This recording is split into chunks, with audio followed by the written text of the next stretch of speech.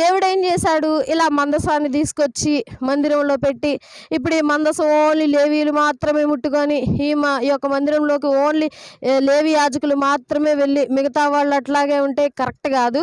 ఈ యొక్క పద్ధతిని ఏం చేయాలంటే ఎక్స్టెండ్ చేయాలి, మార్చాలి. ఎట్లా అనంటే ఎగ్జాంపుల్ ఒకసారి చెప్పాను మీకు. ఇప్పుడు అమెరికా ఉంది, అమెరికాలో డాలర్స్ అంటారు, మన మన దేశంలో ఏమంటారు, రూపీస్. ఇప్పుడు ఈ రూపాయి తీసుకెళ్ళి అమెరికాలో ఏదైనా చాక్లెట్ కొంటాను ఉపయోగపడిద్దా? ఉపయోగపడదు.